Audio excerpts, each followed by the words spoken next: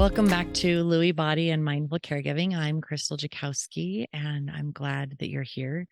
Today, I want to give you a little bit of an analogy, a visualization, so that you can see and understand the balance of the heavy stuff and the light stuff, meaning all of your responsibilities and how you need to add self-care. It's really the importance of bringing joy into your life as you're dealing with all of this other challenge. So I always start with self-care. And what did I do? I took a welding course or a lesson, and I have started welding Wednesdays. So I'm learning a new skill, and it tickles my brain, and it makes me really, really happy to learn something new and then see those beads and be like, yeah, I did that. Okay, now what do I want to do? So that's exciting for me. The importance of adding to your schedule. Now, you're going to think I'm crazy when I tell you to add something to your life, and yet it makes perfect sense. I want you to think of Lady Justice and her scale. And on this one side, you have caregiving, and you have your job and any other responsibilities that are uniquely yours that you cannot get off of that plate. They are there, they are stuck, and they are not going anywhere. There's a lot of them, and caregiving might take up a pretty big chunk, and it's heavy, it's weighty, it's frustrating, it's emotional, it's all over the place. You can't take it off of your plate. It'll come off of your plate, sadly, when your loved one passes, which has a mixed bag of emotions in and of itself. Because on the one hand, you might feel relief that you don't have to go through that anymore. And on the other hand, you might end up just a wrecked mess because your loved one is no longer here and you can't call them up to hear their voice or their laugh or hear them call you by your nickname. So that's a heavy side. The other side, since this one's down here, the other side's pretty up here. And the thing is that you have to put something on this to balance it out. You have to put something positive here, something you want to do to balance out the have-tos. So what are you doing here that's bringing you joy? What are you doing here that's helping make things a little bit better? I've always been someone who goes and does. My dad told me years and years and years ago, he said, Krystal, you are happiest. You're not happy unless you're super busy. And the way that he said it, I was kind of offended with it. I was kind of frustrated with him. Like, well, leave me alone. I can do my own thing. And he was right. I am happiest when I'm doing something, when I'm achieving something, when I'm building people up. I am happiest when I'm active. So instead of you're not happy unless, putting it into a much more positive light of I am happiest when, you're right. I'm happiest when I'm busier. Now, sometimes that busyness is just busyness because I want to be doing something and I want to go to bed feeling like I accomplished something. But in being a caregiver, I have had to be way more intentional about what it is that I'm putting on my plate, what it is that I'm doing for joy and happiness, what I'm doing to stay busy. So I recently added a few things.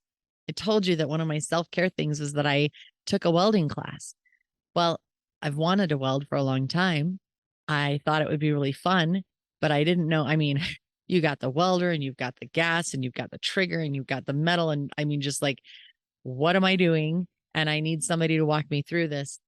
So I just hadn't done it. And I kept telling the universe, if it's time, send me the right person to teach me. And that's just worked out beautifully. but I added welding for like 4 hours every Wednesday. And people look at me and they're like, how do you have the time to do that? You were already so busy. You're so busy. My mom says to me, whew, you're so busy. I took it as a negative thing because I know that when she's saying you're so busy, it's actually also, you can't spend time with me. She's reminding herself that she can't pull me into her world and I can't just sit there with her all the time. She's reminding herself that I am living my life. You're so busy. I also added Viola lessons because I've wanted to do that forever and ever and ever. So I'm learning the viola again because I had one hanging around the house and I thought if I'm going to have an instrument hanging around the house, I dang well better know how to play it. So I'm learning how to play it. My husband added dancing and we added pickleball. Now, it meant that we had to shift a couple of things around. We had to figure out what our priorities were and how we wanted to work with our priorities. In the beginning, for the first month, it was a little stressful because we had so much on our calendars that we were like, wait, what's going on? And he was happy and thrilled. He was loving all of it. And I was overwhelmed, just like, but I'm doing the caregiving and I'm doing all of this stuff. And how do I navigate that? And how do I hold it all in the same vessel and make sure that I am meeting the needs of myself and others that are relying on me?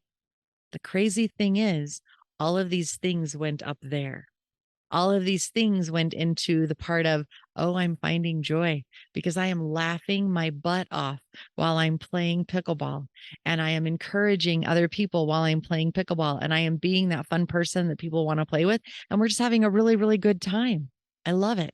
My husband and I go dancing now.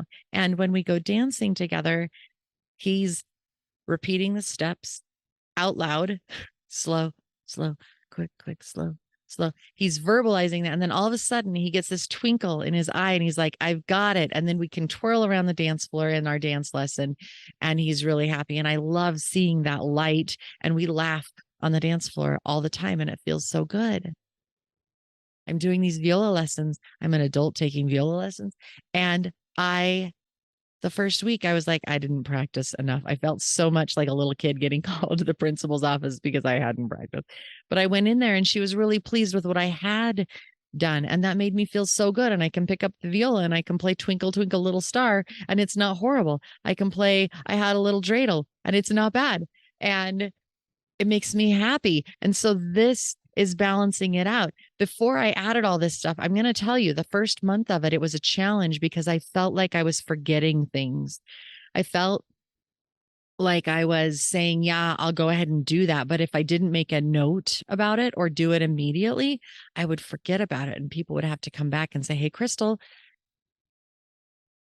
what do you, were you going to do that? Oh, shoot. You're right. I totally spaced that. I would be at work and I would forget something, forget how to do something or just a myriad of things. But I just felt like mentally I was struggling. Mentally, I was not all there and I was not able to fully function. I felt like my brain was at like 85% compared to where I've normally been. And that was so frustrating for me. I've added these things. I've balanced it out. And in adding those things, it's amazing because I still have as much free time as I did before. I still have entire days that I'm going, what do I want to do? This is not as heavy. This is not as weighty. This is easier to deal with because I've added all of this. Because I've added all of this, I am now clearer mentally because there's not as much brain fog and I'm able to look at things and go, yeah, I got that. And I got that. And I got that. I'm good to go. I would have thought if somebody had told me you need to add things to your plate to feel better, I would have told them they were absolutely bonkers and go suck an egg because I already have enough on my plate. Reality was how much was I sitting on the couch and going through like doom scrolling? Or how much was I watching, like binge watching a show at night when I could have been practicing piano or the viola? How much time was I actually letting fall by that I have now reclaimed and said, that's what I want to do? I now have a purpose and I'm excited about so many things. It's like, okay, I've got to do this so that I can do that. I got to finish this. I got to take care of these things because I'm really excited about doing all of those things. Think of the scale. What can you add? A half an hour is not that much time. So, what do you want to do with a half an hour? What can you add that would bring you a ton of joy, a spark, some glitter in life? What can you add here to make here a little bit better, a little easier to deal with, not so weighty? Because if everything is have tos, where is your joy? Where is your self-care? All of these things that I've added are new forms of self-care because I come out of there feeling so good. Yes, it takes up a little bit of my time, and yet it gives so much more back to me than what it takes. And for that, I'm grateful. So I hope that you use this analogy. I hope you take it and digest it a little bit and see, what can I add? And maybe you don't add as many things at one time like I did.